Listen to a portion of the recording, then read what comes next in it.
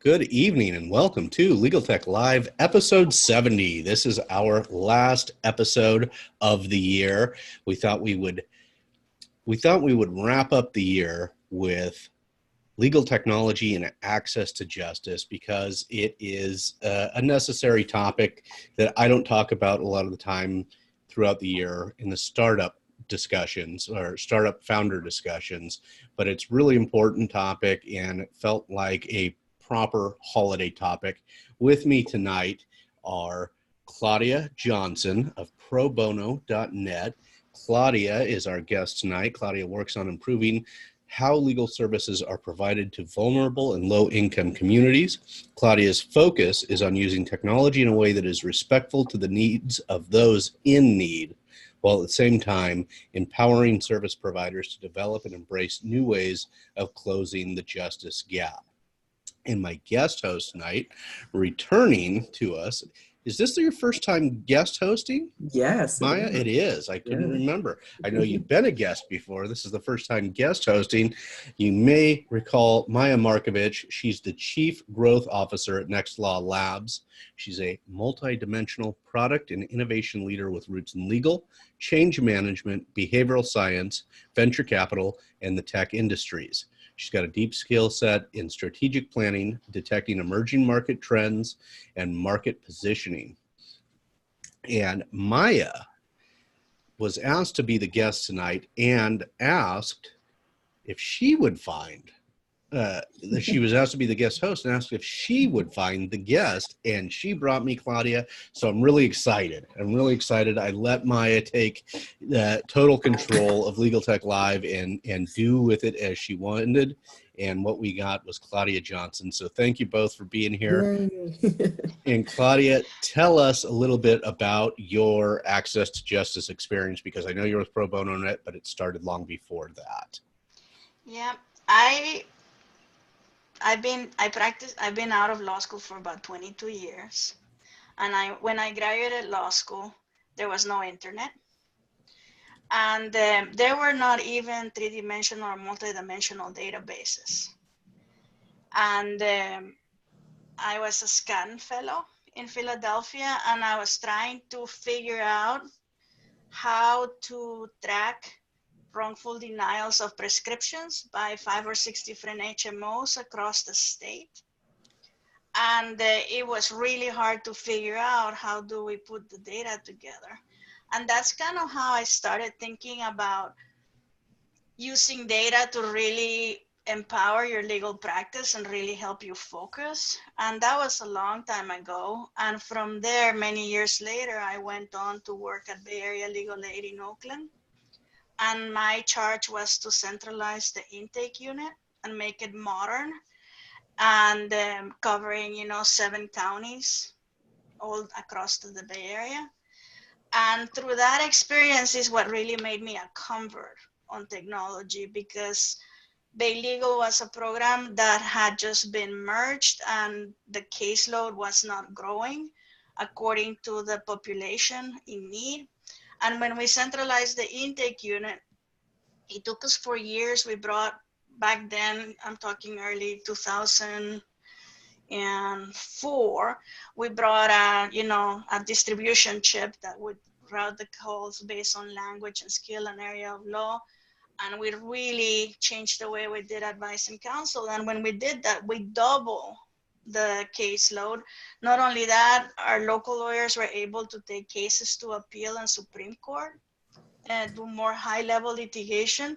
And my unit, which handled about 70% of the caseload, we handled all the advice and counsel and decided for most of the program in that, 7 counties, we were like probably, I don't remember how many attorneys, but my unit, we had anywhere from 5 to 16, but all of my team was multilingual and we were trained in 7 areas of law or so.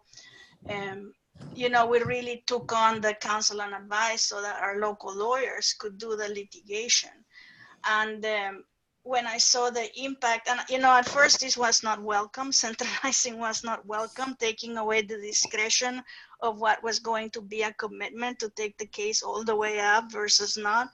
It was not necessarily culturally something that had ever been done. But through hard work and by really focusing on quality and on working on the communications between my team and the local offices, we really turned it around. And by the fourth Christmas party of this, they even sang us a jingle, a Christmas jingle, thanking my team for all the work we had done. And, you know, this hotline continues. They're doing now healthcare act work, and it has expanded significantly. The project is still live, and it's been recognized as one of the best hotlines. And I think a lot of that was working through a really solid application of technology. So by the time that the opportunity came to work with online forms came, I was a believer in technology because I saw it. You know how we talk about in economics, butter and knives, that you cannot have quality and quantity. I saw technology be able to do both, expand the quality and expand the quantity with still some investment, but really push it out much more than you could imagine, really the sum being greater than the parts.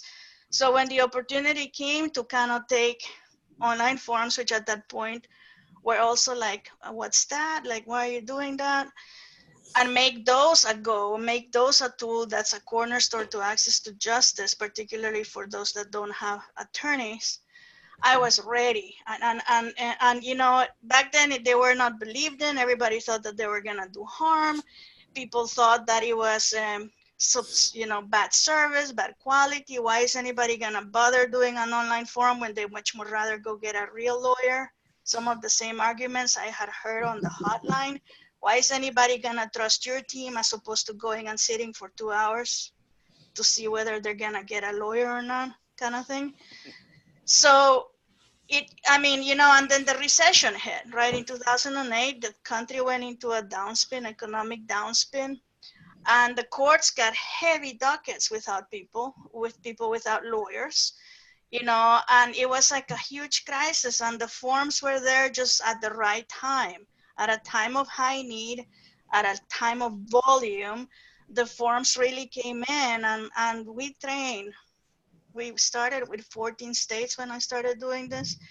Trained, now we have 47 states um, that are doing online forums. They post them on LawHelp Interactive, which is the project that I lead at Pro Bono Net. And the forms are free to the end users, and they're designed with the best legal minds. You know, the people that create the forms are general legal aid lawyers that are senior attorneys. Some of them are like the drafting group. Like we have a really good project in Washington State, really high quality forms because they're not produced for profit. The quality and the testing, you know, the real user testing, going to the library, really sitting down with people, see how they move around the forms that they're creating, improving the language, improving the instructions. By the time a form rolls out, at least in this nonprofit content, they have been through a lot of testing so that they're usable. So we were just doing our newsletter, and we have passed the 600,000 free document mark this year. We are at 637 or something like that. I tweeted about that. And we have passed over 1 million interviews, which is super exciting. So since 2005, we're now created over 5 million free documents. Am I excited? Yes. Do I want more? Yes. We should all be, we should be doing a lot more since poverty is not getting any better, right? And every civil area of legal need should have a free form available somewhere. So we're making strides and we're doing great, but I need everyone to join in this effort. We want more people joining in this effort. And with that said, I do want to tell you we are having trouble connecting to Facebook Live tonight. So I've posted the Zoom link in Facebook, and I've asked folks to come over and join here. It looks like we have AJ. AJ, is visiting. He's from GeorgiaCrime.com. He's a defense attorney down in Georgia. Thanks, AJ Richmond, for being here. If you have questions for our guest, Claudia, please let me know. So this is our workaround when we have technical issues with streaming to Facebook, is we post a link and let people join over here. So Claudia, tell us, we came up with kind of a couple of items that we were going to discuss tonight on the Access to Justice, the wrap up of the year. And you had come up with some great companies and great tools for people to use. And the first legal tech item we were going to discuss is pro bono. LegalTech for pro bono, and maybe you can tell us a little bit about that. Yeah, LegalTech for pro bono is really interesting because it really has the opportunity to reduce the administrative cost of managing a pro bono project. For example, I used to work at the Bar Association of San Francisco, and I manage a total of about 1,200 lawyers that would take cases for free for us, either in housing or in family law. And imagine writing letters. Like back then, this is before I joined Pro Bono Net, and actually this is how I knew Pro Bono Net. This is how I met Pro Bono Net, and it really changed the way we place cases. We used to have to call the lawyers to pitch the cases, and then if a lawyer said yes, right, like Friday at 4 p.m., case is on Monday at 8 a.m., the lawyer needs the documents, we would have to fax it. And it was difficult. And then, you know, the manuals, the training manuals were this big. We used to do MCLE, and people would come and get the training, and we would train them on how to handle a family law case, or something that could be done pro bono, or an eviction defense case, and we would have to make copies of binders. Eventually we moved to CD discs, but then the internet came, and Pro Bono Net was one of the first, if not the first company that really started thinking about technology to facilitate pro bono groups. Out of that, a product came that was actually started with funding from the Open Society Institute, that was called Pro Bono Manager. And that is more now like a database that can be used by big firms to track their pro bono matters and cases across, we're talking large firms across the world, and really helping the pro bono coordinator track and see what cases are open, what cases are closing. And this Pro Bono Manager has been out longer than 2008 because it was a product that existed, and we keep improving it, and firms keep buying it, getting into it and buying it. And it's something that we use to cover some of our other projects. So, and I think that Paladin is probably the newest entrant that's actually active in this field, that is doing similar things, but a little bit different maybe. Mm-hmm. But in looking into, and then over the years, when you're in this field, like I've been really focusing on technology since 2008, you see companies come and go. And I've seen many come and go in this Bar Association pro bono world. But one that somebody mentioned, and I think you know a little bit more about it than I do, is the one that's called Savvy Suite, which is also in this world of trying to work to support and keep the administration and placement and management and training of pro bono panels doable and automated and a little bit simpler than the way that we used to do them in 2001 when I started doing it at the Bar Association. So I don't know if you want to say something about that. I will say this about Savvy Suit, that is a former guest host, Ellie Maddern's company, and she's fantastic. She does a variety of things at Savvy Suit, so I know that Access to Justice is one of her, like many of us, it's important to us, and we don't all get to do it as a full-time work, but I think she does serve and I don't want to speak out of turn. I'm sure she can correct me if I'm wrong when she sees this, but I believe that she does serve some nonprofits and helps build legal technology tools for nonprofit organizations, as I recall. But if people, if people in the audience know of other groups that are either focusing on pro bono type technology, be it bar association pro bono or independent pro bono projects, it would be great if people can send those back, because it's an area that is labor intensive, Yeah. and the technology can do a lot of good. Yeah. Maya?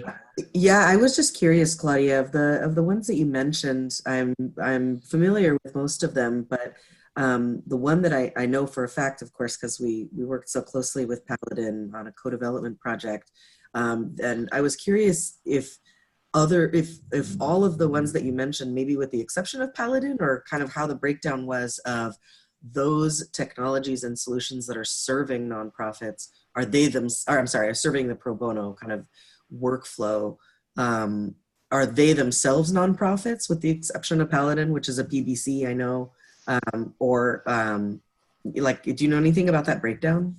Well, pro bono net is a nonprofit, Yeah. 100% nonprofit, and the pro bono manager is a product in a nonprofit, and the subscriptions are to the big firms.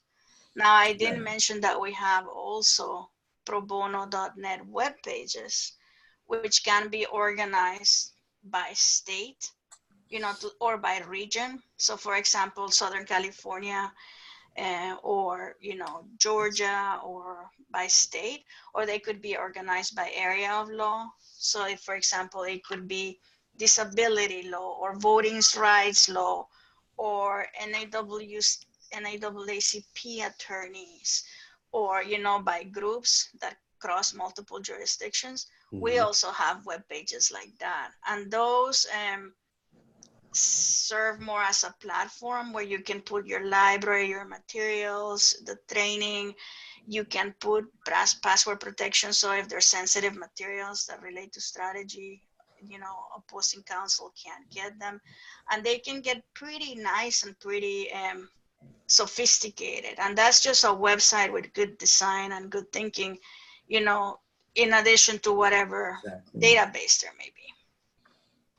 Yeah, one thing I have to say I'm really, really digging is more kind of as legal tech itself, I think, enters the mainstream, and as some of the same arguments that you talked about are going on, like just broadly across the entire industry. Yep. But one thing I'm really appreciating is that now there is, this is obviously an underserved area of the legal industry. But with the increased focus on legal tech, what I'm seeing and hoping I see more of is more of these kind of, more disciplined approaches to building the tools that will actually help create more uptake, right? So in the case of pro bono, let's make it as easy as possible from a perspective to filter those solution, to filter those opportunities out. So, if I have only 2 hours, or if I definitely want to make sure I do training before I take something because I would feel more comfortable, or I want to do it in a different region entirely or different sector from what I'm used to, it's basically like smoothing those paths and taking a more disciplined approach to how those things are built, and with the end user in mind in the design. I'm hoping that it continues to kind of overlap more and more. Yeah, and there are tools like, like the volunteer lawyer can do the training on their own. They could do it at night. If it's a recording, they can look at the documents on their own. If they have an online form on my system where they can create the document and share it with the supervising pro bono lead in that area, they could do that to remote document review. And let's say that they get stuck somewhere in a document that's outside of their area of substantive expertise. There could even be a chat that the pro bono group that's placed in the case could staff to help volunteers on demand without having to email or text or, talk to the person that is their one-on-one mentor in that type of case. So with technology, these things become more discreet and more at your convenience. And for lawyers who are volunteering, we used to call it, when I was at the Bar Association, really identifying the Happy Meals. The Happy Meals cases, right? Yeah. They're fast, they're fun, they get skills, they get training, they get a different perspective of what it's like to be a lawyer, and they walk away having served somebody, but also happy. And it wasn't a, you know, $10,000 commitment. It was a 5-6 hours and maybe the training. And if they're happy, then they come back and take another case, and then they take another case, and then they can increase the complexity. So doing all of these things has a benefit, not only to the lawyer, but to the group placing the case. So it's a good investment. And then they get hooked, right? And then, yeah, because they get their good, you know, they get recognition. You give them a mug, or you have a little party, and you know, they meet the other volunteers, and they may be opposing counsel in a big firm.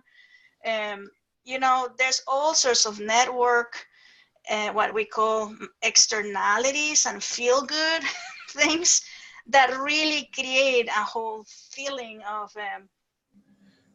you know, realizing that the legal profession is also it's a privilege. It's something very noble and very good, and it can be very rewarding in a different way than what you're doing in your 9 to 5 or 9 to 11 job. And we all want more of that good feeling. There's no Yeah. doubt about that. Can you tell us a little bit about the, well, let's see, we've got a question here from AJ. He says, pro bono cases are fun, but it would be nice if it came with a free client management assistant. And that is an understandable, understandable feeling that can be, they can be time consuming, but the amount of good that is being done is, there's no doubt about it. There's a ton of good being done in pro bono. Can you tell us a little bit about the legal aid groups, the LegalTech for nonprofits themselves? Yeah, in terms of legal aid, companies that are serving legal aid needs that can be and have pretty much been met with technology. One area is the case management systems, right? Which is how you manage your clients, how you keep your notes, how you track your hours, how you bill cases to different funding codes. Those case management systems, or CMSs, are primarily, now that, you know, when I started, it was cards. We checked cards for conflicts when I was in Philadelphia. Now everything is done online, and now everything is done off a server, right? So it's not even like something in your network or LAN or VPN or whatever. Now the case management systems are pushing and pulling from a secure server. And the two biggest ones that I think have the most use are Legal Server, which is has been around for probably since 2002 and 2003, and they have really improved their platform. And a new one that's coming in the legal aid technology, though the company is large and has been around for a long time, is a Salesforce-based one. Yeah, I found that interesting that they're getting into the case management space. Yeah, and it's actually being done by a Makes nonprofit sense. out of Georgia that's called TechBridge. And you know, those are two of the ones that are more like in the more modern way. And like Legal Server now has an intake module, so that people can do their own intake online, and that comes straight into the legal aid office, which has been picking up. Yeah, case managements are really interesting, because now that we have better visualization tools, like, you know, better graphics, better analytics, all of those advances can be brought into these case management systems and really give the legal aid managers really good data on where the needs are, where the unmet needs are, where the patterns are. Like, you know, discrimination is usually a pattern over time or over areas. And then you can really start building really interesting queries to where you're going to allocate your resources, your research, your volunteers, intake, and all of that. So I think that's very exciting. I hope that if there are other case management systems that are really prevalent in the legal nonprofit, that people can shout them out, because I'm always looking to learn more about case management systems, because that's where you live as a lawyer. When you're practicing public interest law if you're not in court or with the client or calling opposing counsel and or doing, you know, that kind of thing. You're inside the case management system. Yeah. So AJ Richmond, that's you. You're our Georgia crime expert. So if you know of anything that is happening, any case management systems in Georgia or elsewhere, please mention those in the comments. Yeah, I don't know for the government, like the public defenders or the you know, prosecutors, if there are companies that are targeting that market in specific. You know, and you said the one that was working with Salesforce was TechBridge out of Georgia? TechBridge, yeah. Okay. And they used to do educational software, and now they're doing legal software. They were doing some installs, like my former program, Bay Area Legal Aid, and I think some of the other California legal nonprofits in Northern California were going with them. Okay, excellent. Yeah. And now other legal aid, you know, so that's just the case management system, which is kind of like your spine, right? Like your. But there's other stuff in legal aid, you know, and in legal aid, a lot of it is managing, like working with the people that you're not gonna help but still need help. So for example, chat, web chat, something like live chat or live help or something like that. In a lot of states, they have those in what they call the statewide websites. Every state since 2000, every state have to have a collaborative statewide website where good materials get put so that people can help themselves. So there's 50 of these. There's one in Guam, there's one in Puerto Rico.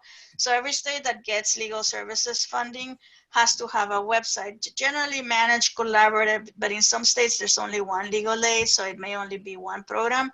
So, you know, these websites get millions. I think that the last LSC reports, it was a lot. It may have been 1.3 billion people have gone to the 50 total pages. wow. So you know, so people can go in there and chat because maybe they're having to click too much to find a very specific question that they have, and they're trained law students are trained what we call navigators that can say, oh, I see that you need this resource here. Here's the link. Take a look at it and tell me if that's what you were looking for. And the live chat, live help has been used since Katrina. You know, when suddenly there were all these people in crisis looking for very specific area of law, and this was piloted in Louisiana and with multiple states, Texas, in states that were not affected, that could help answer questions for people in crisis in the areas that were really affected. So that's kind of how live chat became a tool. And now it's wonderful, like some courts have it in their place, they use it for their self-represented litigants. And in New York law schools, staff very robust chats to help people that are self-represented. And I don't want to get to the other topic, which is self-represented. But, sure. But you know, it's a way for, like Kansas Legal Services has live chat for expungements in Pacific. It's a way to really provide more of a coach or a human touch to a technology front end.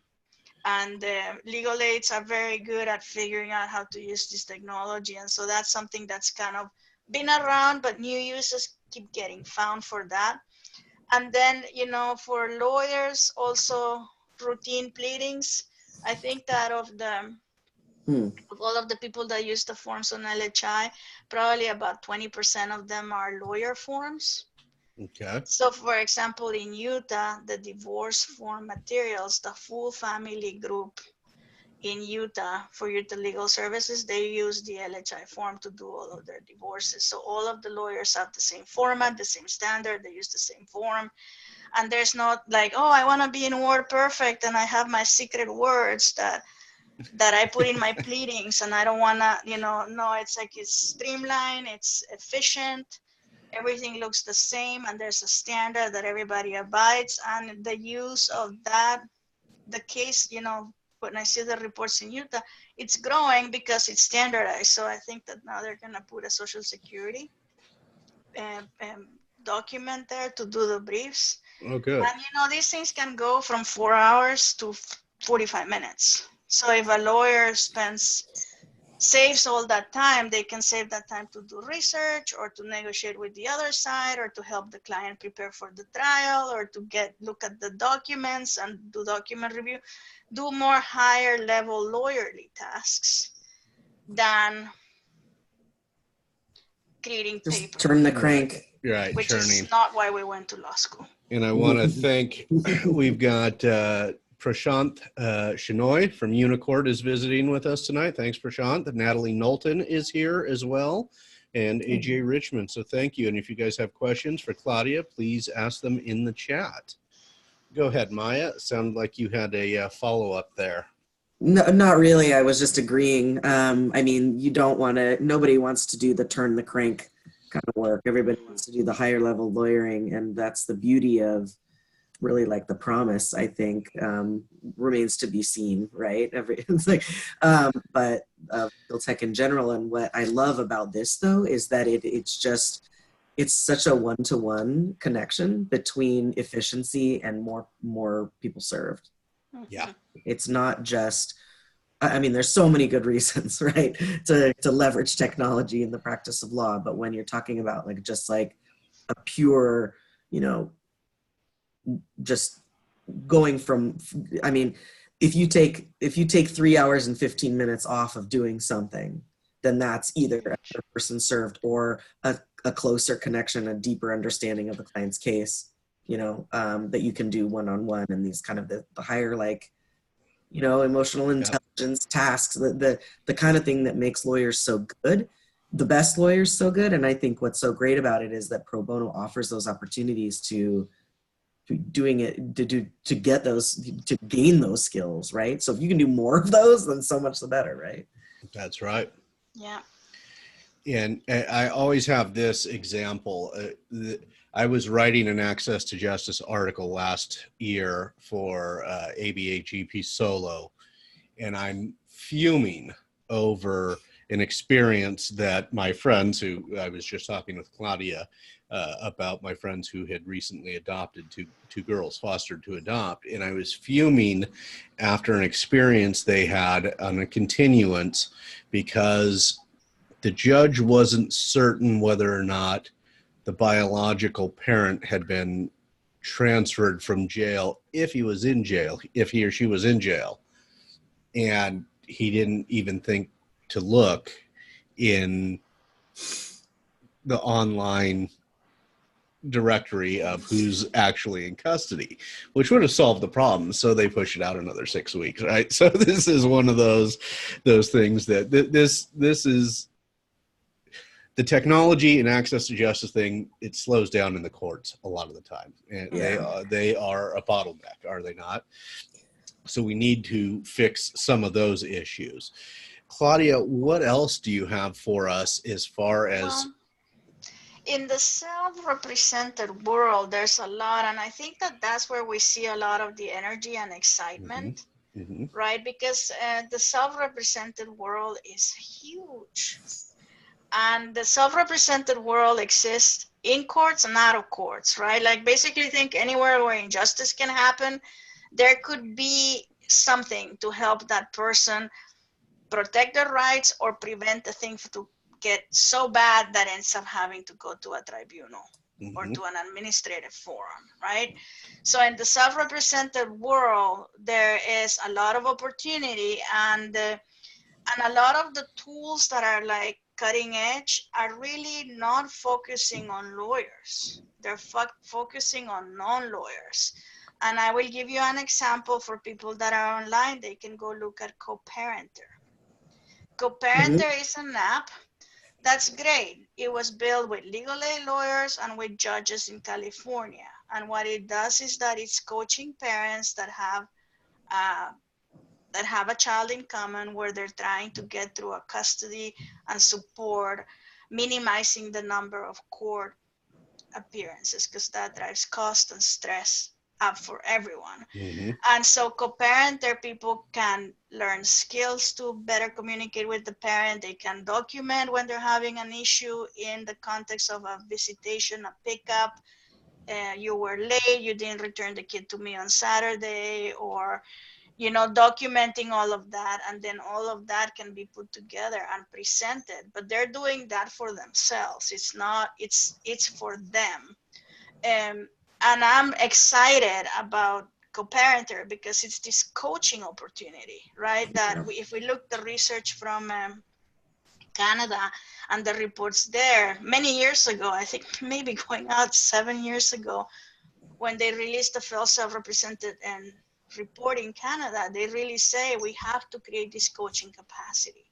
And this coaching capacity is not necessarily just lawyers. You can have people coaching each other, or you could have tools that build in the expertise of legal aid experts and judges that then people can use to advance their way that they're going to go through that situation, which in custody lasts 18 years. So you really do need to learn to manage that. And it's unlikely anybody's going to have the money to have a retainer that lasts 18 years. So, right? I mean, and there's got to be better things you could spend money on over those 18 years. So that's a really exciting one. The other one that pro bono net that we've been working on for a little while now is this whole notion of risk detectors. Risk detectors, again, are not being built for lawyers, but they're being built with lawyers. And the risk detector idea is that if you have somebody that is vulnerable and shut in, let's say an elderly person that's being abused, you can create a tool that somebody that goes into that house often enough can use to very quickly assess if that person, for example, is at risk of abuse, or is the person at risk of eviction.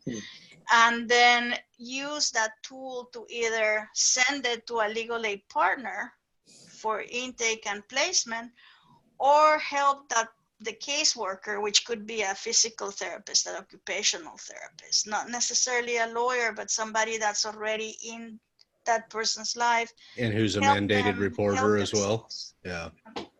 Interesting. Yeah, so, risk detectors, and again, those are not being created for lawyers. They're being created by advocates. But the key, I think, in self-represented technology is to always have an expert that has practiced in that area that can help create the logic and make the qualitative decisions that will lead the program and the algorithms to the right place. The other thing is that you have to spend a lot of time and attention to testing and be willing to iterate. Don't release a product just because the deadline came or the grant ended. You have to make sure it works and it doesn't cause harm. But in self-represented risk detectors are a thing that are coming on. They're new, and we're hoping those can be expanded. And we have a page that we're gonna release that's called Aging Safely, that we're working with partners in New York, CLJ, that are experts in elderly law out of New York. And that's the idea is to get other legal aids. We've been working with 5 in a project, 5 states. The idea is to see if we can get other legal aids that already have really good relationships with these home health agencies to get them to adopt using the risk detector whenever they go into somebody's home, somebody that's not gonna have the money nor the capacity to get into an office to look for help. Yeah, so see, this is really interesting to me, because this is legal tech with on legal issues that may never end up in a court, right? This is just how do I get some assistance with this? I'm at risk and this is what's happening, and how do I get some assistance? How do I notify a mandated reporter of financial abuse or some sort of abuse? That's really interesting to me. I don't always think about that when I think of legal tech as that being one of the options. It's very I broad. totally agree. I agree. And actually, I'm somewhat familiar with co-parenter, probably a few earlier iterations of their products ago. But one thing I was really impressed by actually was how they so much more holistically, and it wasn't a pure kind of app where they could manage finances or manage the schedule. It actually has, as far as I remember, like things like, a feature where if you're typing out a text and it includes some potentially incendiary language, it'll flag that before it sends it, in order to really, because the goal is the child, right? Mm-hmm. Best interests. And so, and I love that. And I think I remember them saying that they, that because of kind of this, the child-centric focus of the app, that they actually were now starting to get it mandated in courts to use parenter. And I bet it's probably going to be coming down the road, if it's not already, with these things like these risk detectors, where it's really a matter of reporting, right? And recording. Or like, let's say somebody's homebound, they are not able to call for help or to ask, and suddenly, the occupational therapist hears that her rent subsidy, her or his Section 8 got cut off, and this person may have 90 days before they're kicked out. And it's not an abuse thing, it's an eviction thing. But if you don't get that person to immediately file an appeal and protect the housing, and then have somebody figure out why did they cut, is the Section 8 really being cut for the right reasons? Is there an administrative appeal? Before you go to eviction, you could protect this person's very vulnerable, because when somebody like that gets kicked out, it's really, really hard. Like we were talking about homelessness and stuff like that, we have a crisis. And so these tools don't necessarily are focusing on litigation type things. They're focusing on interventions that will prevent litigation and will prevent, more costs at the end through a taxpayer funded system. And so I think that in the self-represented world, people say, oh, we cannot innovate, we need, and we can get into a regulatory discussion, but we don't want to do that right now. Right. But, you can innovate, but you need to have the right people at the table helping you design. And the right people at the table include people who have done these cases and have seen how the system can sometimes really roll over somebody that is super vulnerable. So the other thing that I think is exciting is document assembly. Mm-hmm. Document assembly is going gangbusters, which I think is great. There are many tools now. I was thinking about Documate, DocAssemble, LHI, LawHelp Interactive, which is the one I manage. That's probably the longest running one. That's still doing really well. We have a community lawyer with DocAssemble partnering. There's A2J author, Cali, who are partners with us, but they also have the document assembly tool that can run independent of my platform. And we have Absolve, right, that a lot of people have heard about. That's in the bankruptcy context. So in document assembly, I guess because we've been working on really igniting the imagination and teaching people how to do this, there's now more options. And I think that that's really exciting and really good, because this problem is so huge that I believe people need to check out what's going on with all of those tools and then pick the one that they think is the safest, the most secure, the most well-maintained, the one that provides the best support for the level of support that they're gonna need, and that kind of thing. So document assembly in the self-represented context, it's a growing, and I hope it continues to grow, and I hope that the groups that stick around continue to invest in enhancements that make it easy for the people that are not going to be litigating the case over and over and over, generally self-represented do it once. Yeah, and I do want to document is one that you mentioned, and Dorna Moyni is a former guest and fantastic person. And I know that Dorna, a part of what she, even though hers is for-profit, I think much like Paladin, she does the for-profit thing so that she can offer Documate free to nonprofits, as I understand. And so she has access to justice slant to what she's doing as well, which is very exciting. If we have any questions from anybody in the group here, I see we also have another Unicourt. Jeff is here from Unicourt as well. So Jeff, if you've got questions, Natalie, Prashant, AJ. I've got a question. Yeah, Maya, I go can for just it. jump on in. Yeah, you bet. So something that I'm really interested in, well, worried about more than anything is, so basically the privacy issues, right, around using legal technology for vulnerable populations. And you know, when Claudia, when you just mentioned, you know, obviously the privacy considerations, you know, I think that, I mean, it's probably its own, you know, topic in and of itself for at least an hour. But where we have things like you know, government agencies partnering with Amazon or Google. the DMV to pull information out and use it, and you know, my I don't really know if, what my question is, but other than is this, I mean, how much is that on the radar, right? Because I think there can be a really big rush to look, we can do this more efficiently, we can process more people, we can get their information up in the cloud as quickly as possible, it'll save us 3 hours. That database is then sitting there, right? And then how, you know, how much do you see kind of that push and pull between maintaining, you know, as much privacy as possible, given the fact that, you know, once something's input, there it is, right? I think it would really Part of the depend on who. conversation. It's a different conversation, maybe one that needs to be had.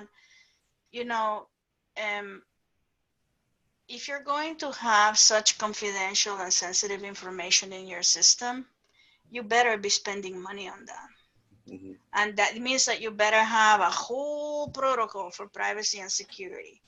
And you cannot assume that just because a company tells you, oh, we're safe, we're safe enough for lawyers, it means you really have to think about it and see who are they collaborate. Do they have FISA orders? Are they collaborating with ICE? You know, and stuff like that. So, you know, the more a platform has been around, the more they can work on building their security and privacy over years. And I gotta tell you that because we started out really in self-help centers in California, and we were really trying to expand to domestic violence forms, right? Because all states are required to have a uniform domestic violence form for free. In the process of us and the California courts, who are partners in California, we were trying to get the shelters to use the online forms to help people get their pleadings filed without having to see the abuser at court. That's when we started really, like, we basically said we're gonna have a very, very secure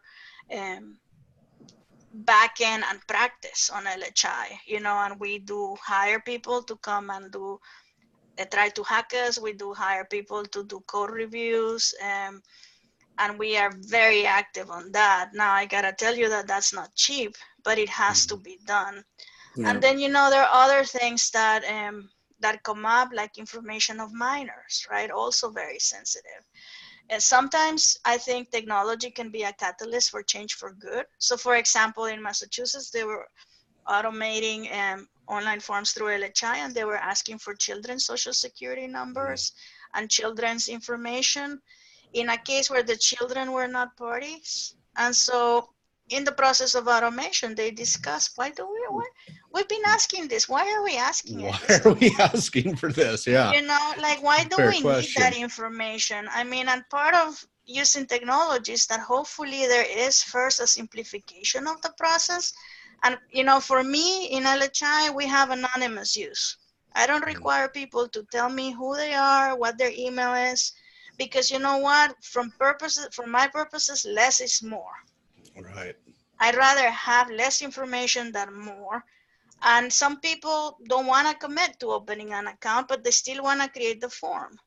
And And and if we're really that's their doing right. access to justice, then we need to have that freely available to Yeah, I them. mean, they need to understand that if it's a 45-minute form and they don't save it because they're anonymous, they're going to have to start from scratch. But it is their choice whether they let us save their data or whether we delete their data after 2 hours Right, right. or 6 months or whatever type of account they have. We have a question from Natalie Knowlton of Isles, and she says, I'm going to try and interpret this because it was, and I'm going to mention, I think there is one question mark in here, Natalie, but it's a very long statement. She says that co-parenter and others similar, like, she gave me some background. Thanks, Natalie. Yeah. Co-parenter and others like it are being ordered by courts, and I've heard this about, and I think this is great for a for-profit. For some for-profits, I think they should be ordered by courts as part of the post-decree parenting arrangements. Courts are getting some heat for this because they're basically mandating people buy into a for-profit solution, and she's wondering if panelists, which is technically you, Claudia, you are only panelist tonight. Do panelists see issues with this nonprofit for-profit partnership that removes parties from deciding on a particular vendor? I'm going to answer that I don't think it's a problem if the solution works. Then I don't see it. I see it as a public-private partnership personally, but I'm in the for-profit space, so I'm okay with this. Well, I think that this is the typical free rider problem, right? A public good problem, right? Where in a public good, everybody needs to have access to it, but there's gonna be some people that can't pay. And so when you're doing the microeconomics of a public good, generally that's either paid through tax revenue or through fees, right? Because if it's a product that needs to survive, it has to have some sort of revenue. So it's an interesting policy question, because if you think that having access to the tool is so important to resolving the case, and that becomes a public good that everybody should have, it either has to be financed by whoever has access to legislative or local funding, or it has to be financed by fees. Because if you free ride a product, it's not going to enhance, it's not going to have a market. So it's kind of a really difficult balance, and something that has to be really well thought out. And so the question is, what happens to the litigant parent if he or she doesn't use co-parenter? That's the question. What does the court do to them? Do they extend their case? Do they decide on favor of the one that had the means to? I'm sure that this is not happening, but like, what happens when the litigant does the court finance it because the court has revenues from the taxpayers? And if the courts has determined that this public good is so good, then the court is going to pay for it? Or are the courts expending to also be free riding? And so that requires a little bit more analysis to really think about, okay, if this is required to the administration of justice, what happens to the parent that doesn't get it? And I don't have an answer because I haven't thought about it, but this is how I would think about in a conversation with anybody else, thinking about who pays for this, and is that right? And this is where I think the excitement can come about, because then there could be new partnerships. Bottom line is that to run a platform, there's fixed cost that has to be paid. Right. And somebody has to pay for those. It's potentially something that can be paid for in the initial filing fees, but then that is the court paying for the solution. Through the filing fees that the litigant is using. And presumably that means that it's been vetted, right? That would be vetted, yeah. Else that's out there in the market. Because it would then be, they would be contracted through the state, I imagine, or through the local jurisdiction. And then, but then you're kind of back to the privacy considerations, right? You are back to the privacy considerations, yeah. And we have another question from Jeff. He's got a question for Claudia. What are some of the top ways in which LegalTech is being and or can be used to help self-represented litigants, legal aid organizations in handling civil litigation? Well, all I've been talking about is civil, right? Okay. Family law, evictions, small claims, guardianships, all of that. Now, there's not, if we think about in terms of vertical stacks, like family law is the largest self-represented area. So the tools that I've been talking about are most likely to exist in family law. And then the second largest problem area in civil legal law is eviction and housing. So, and then we're gonna get probably to consumer credit card credit card defense, and stuff like that.